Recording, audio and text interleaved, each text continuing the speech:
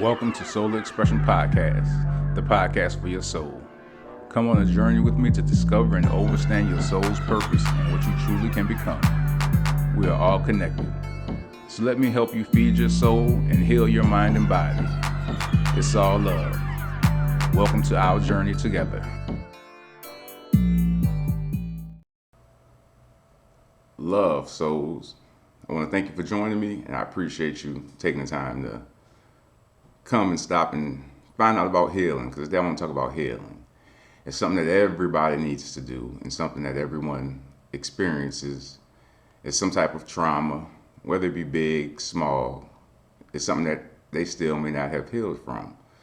And in situations like that, it can stay with you for life and eat at you constantly. So, when I look at healing, I would always look at healing from my perspective alone and not from the perspective of those that I felt may have put me in a position to feel a certain way. And being an empath and just realizing that now, I have now put myself in the position of the people who have wronged me, and I have a whole new perspective on some of the feelings I had growing up, and putting all that into order. And one of the things that I realized is this is something that I thought is what I felt isn't what someone else feels. So someone else may not feel that they're doing something to me in a situation that I feel. And if I don't verbalize that and I just keep holding it in, then it's going to continuously eat at me. And I can't blame that person because I didn't voice my opinion on the situation. So I had to take a step back and really analyze some of the situations. And this week I went to Podfest, which is a podcasting conference, and I met a lot of beautiful souls, and I talked to a lot of people about the podcast and what I'm doing, and a lot of people were vibing with me. And talking to people and explaining what the show was about, it gave me a whole new insight into what I really am doing and want to do. And I've learned over the past few months of just learning about myself and who I am, that I'm a spiritual healer as well. And when I first said that, the word healer made me think that I could heal people. And in essence, I'm not able to heal anyone. They have to heal themselves. I'm just here as a vessel to help them. I'm here to be a listening ear, to give different viewpoints and different perspectives. And a lot of conversations I had this week with all these beautiful souls got me to realizing that yes, I am a spiritual healer, but at the same time, I cannot heal. I can only assist those who are looking to be healed. So, I don't talk to spirits. I don't do tarot cards at the moment. Eventually, I'll get into doing some of that. But what I do is I want to connect with the person, the soul. I'm trying to connect with your soul and see what your soul is saying. I'm not going to ask any spirits what they think. I'm not going to ask the cards what they think. I want to know what your spirit feels, how your spirit feels, what your soul needs. That's really what my goal and my mission is. So I'll give you a couple examples of how I changed my outlook. And this just happened, I'll say like last night. So after talking to some people, they were like, man, you should write your story down and just write things down. So I did that, and I was writing things down about my childhood, about how I felt about certain things. And when I started writing, I put down positive and negatives, and I started writing the positive, and then I moved to the negative side. And I got super emotional over it because I just didn't like how writing about the negative stuff made me feel. So I sat for a few minutes and I decided to completely go away from the positive and negative aspect of things that I experienced during my childhood.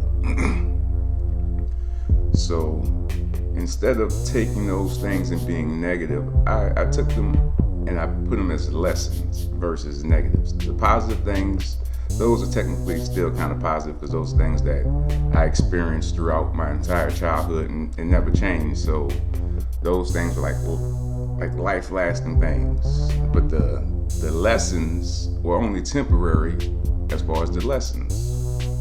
So I'll give you a couple of examples. Always felt different than other people. Never cared about nice clothes. I never cared about shoes, cars, none of that stuff that, as a kid, you really cared about. I like collecting cards, baseball and football, basketball. I collected cards, but I really didn't care about any of that stuff. I didn't really care about going to school and learning what they would teach, and I really didn't care about going to church and learning what they were teaching. I always thought I was super different, and that always kept me in the shell because when I tried to fit in, I just never felt comfortable trying to fit in with others and what they were doing. I never cared about like being in a band, because I'm from New Orleans. So in New Orleans, the band, that's bigger than being a football player, a basketball player, essentially, because we love music. So I never cared about that. Never cared about being on a basketball team, football team. I just, all those things really never called me. I just did them because everybody else was doing it. And I always felt different, and it really kept me from connecting with people because I just didn't feel it. And so, I wouldn't say I was down because I was comfortable in my own skin and being to myself. Don't get me wrong, I still had friends, but it was still different. But instead of looking at that as being different, I take the approach that I was just a unique person. I was a one of one, and that one of one could be like no other. And accepting that, I wish I could have known that then, so I could have accepted it then. I kind of accepted it because I really just didn't give a shit. If you didn't like me or fuck with me, I really didn't, I wasn't going to lose no sleep over it. So, it's, like I said, it kept me from reaching out to people and getting to know people. So I just stayed to myself besides a few friends that I had. And for some kids, they see that being different is really bad, but nah, man, you just got to flip it and just understand that you're a unique person. You're a one of one. You're not going to like everything that everybody else likes, and, you shouldn't really care. So flipping that to just knowing that my uniqueness made me what I am, that just made things so much easier to understand about who I am as an adult. That I'm always going to be different. And that's just the way it is. So I'm not going to complain, move on from that situation to the next. Like me and my brother, we had a very unique relationship. A lot of times I felt like he bullied me. And I could carry that as a negative thing. But I decided to switch my mindset on that. And instead of saying that was a negative experience, it was more of a positive experience, or a lesson, I should say, because I learned not to let anyone else bully me. Nobody else could bully me. Because he was my brother and I gave him a lot of benefit and leeway on, how he treated me. But anyone else, I wouldn't stand for it. So to me, it was a lesson of being able to stand up for myself. Even in that situation with him, for a while I wasn't able to. But it allowed me to know that I wouldn't allow it to happen from anyone else. And nobody else did. Because if they tried me, all that anger that I had for my brother bullying me, I would convert for them. So in a way, it protected me from others.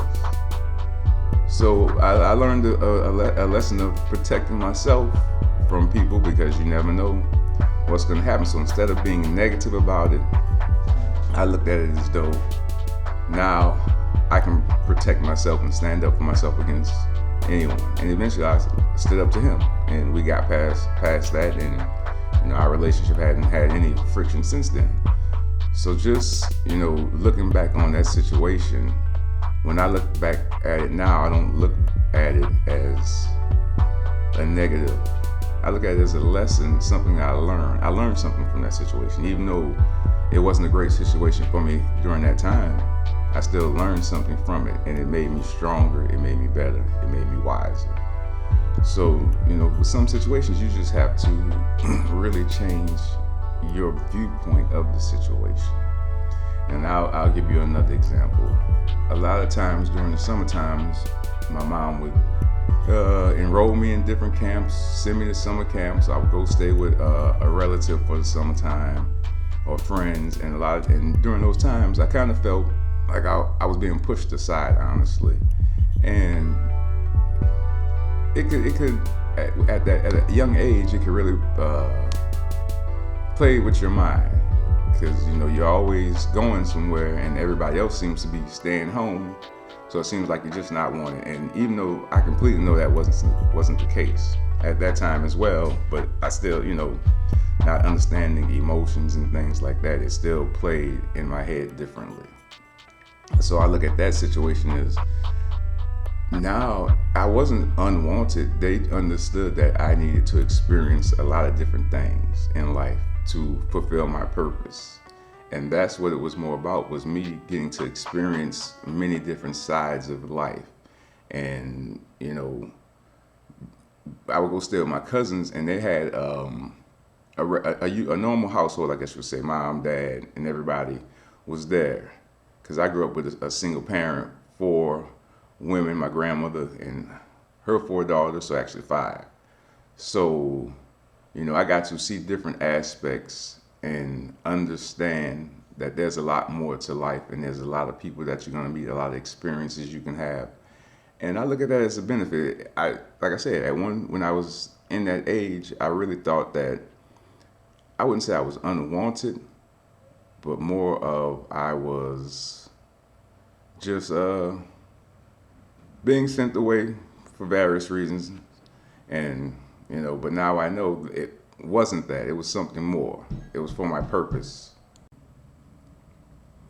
And at the same time, in that same experience, I was also fatherless. And I knew who he was. He knew who I was. His family knew who I was. But it seemed as if they didn't want anything to do with me. So that also made me feel unwanted, because I would see other kids have relationships with their father, and that really, made me jealous, because that's what I wanted as well, and I didn't get that.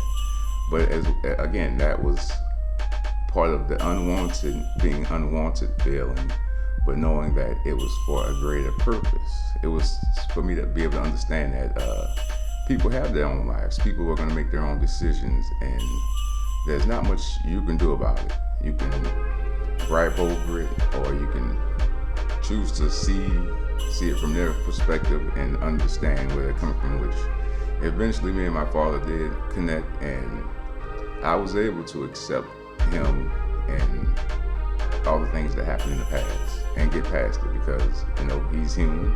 He made his choices, what he thought was best for himself. And I'm not going to judge him for that. I'm not going to hate him for that. It's just what he chose. And, we all choose things that we feel are best for us at the time, whether it's right or wrong. So again, I look at those situations as benefits, because it taught me so much more about who I am than really breaking me down, because those situations were only fleeting moments. I always felt the love, and I always felt protected. I always felt nurtured. I always felt safe. But those moments were there for a reason, to help guide me to coming into this man that I've become over the years. So, just knowing that there was a purpose for it, and understanding and being able to see multiple aspects of the situation, and taking that situation and then molding it into something that's going to benefit me versus continuously weigh me down. And that's what people do. They take those situations and they put them on their back so it can weigh them down. instead of trying to understand it, analyzing it, and releasing it.